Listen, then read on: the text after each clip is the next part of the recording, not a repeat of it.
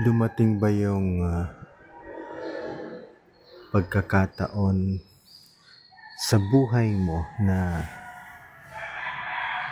nasabi mo, nasambit mo sa sarili mo na, ay, oo nga, ay, oo nga, or, ah, kaya pala, kaya pala. Mga kapatid, sa gospel natin ngayon, narinig natin doon yung kwento ng alibughang anak, the parable of the prodigal son. At doon, alam naman natin, kabisado natin yung kwento o yung parable na yon.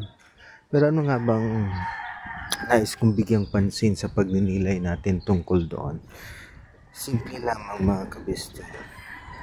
Dumarating sa punto ng ating buhay na nakakapagtanto tayo ng mga bagay-bagay na mga nangyayari sa ating personal na buhay o sa ating paligid na pagtanto. Kapag sinabi natin na pagtanto, it's a realization, at yung realization ay bunga yon ng reflection, ng pagninilay, bunga yon ng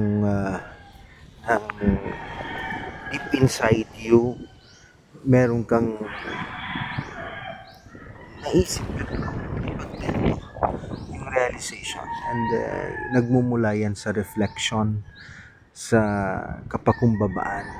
Yun yung bunga ng tungkol sa alibughang anak na after some days of squandering yung mga mana niya, na-realize niya yung kahalagahan ng pagbabalik loob. At dahil dun sa realizations na yon, marami siyang naranasan, na-realize niya na kailangan niyang magpakumbabang bumalik loob sa kanyang ama. At ito mga kabistil ang bunga ng Kwaresma. We can only realize something, we can only realize our weaknesses, our sins, kapag dumating yung punto na nandoon ka sa pananahimik mo, nandoon ka sa punto ng buhay mo na parang mag-isa ka. Yung mga pagkakataon na masyadong mabigat, magulo, doon natin nakikita yung value o yung bunga ng panalangin, bunga ng pagninilay. So kabistil, tanong, ikaw, ano yung mga realizations mo? Ang Kwaresma ay panahon na tayo ay manahimik, magnilay, panahon na tingnan yung ating paglalakbay sa katahimikan ng sitwasyon, sa katahimikan nung panahon ng Kwaresma.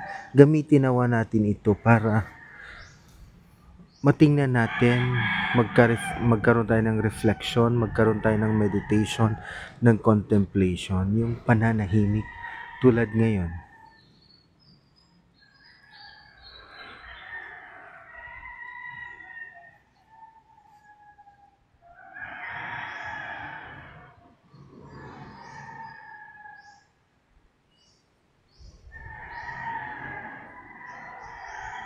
Napakatahimik, wala pang tao. Napakatahimik at ang makikita mo yung kapalibutan, yung sa paligid mo. Makikita mo yung mga images, makikita mo yung mararamdaman mo yung ambience na sa katahimikan ito, maririnig mo lang yung ingay ng kalikasan, yung hangin, yung mga nasa paligid mo.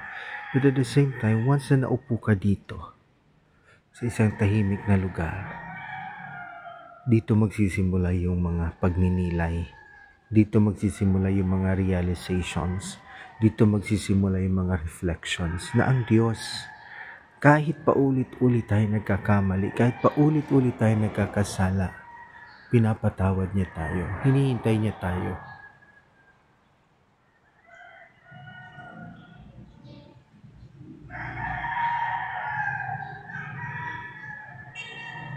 Hinihintay tayo ni Kristo. Nais niya na habang papalapit tayo sa Kanya, na nagpapakumbaba tayong lumapit sa Kanya katulad ng alibughang anak, magkakaroon tayo ng mga malalim na pagninilay sa ating sarili at doon natin makikita yung pagkilos niya na hindi siya nanghuhusga sa atin, kundi hinihintay niya tayo. Nais niya na at habang papalapit tayo sa Kanya, nagagalak ang Diyos. Mga kabistil, Lent is a time for us to reflect, magnilay, at mapagtanto ang kahalagahan ng Diyos sa ating buhay. Hindi pa huli ang lahat. Hinihintay niya tayo. Nakaabang si Kristo sa Eucharistia. Hinihintay tayo at inaakay tayo ng mahal na ina ng Fatima palapit sa kanyang bugtong na anak na si Kristo, si Jesus sa banal na hapag, upang ikaw at ako makapagsabi ng buong kapakumbabaan at buong pagtitiwala sa Panginoon.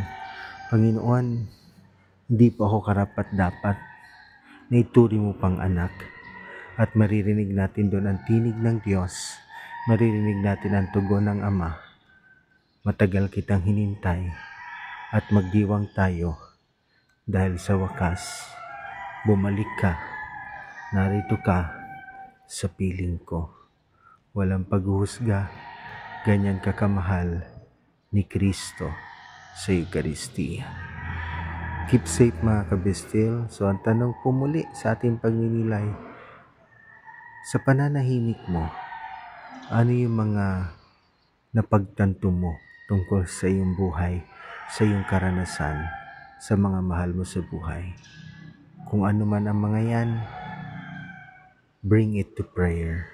Ihandog natin kay Kristo, pagdasalan, upang sa gayon, anuman ang dala natin sa Kanya, mabasbasan niya at maging kalugod-lugod tayo sa pagbabalik loob sa Kanya.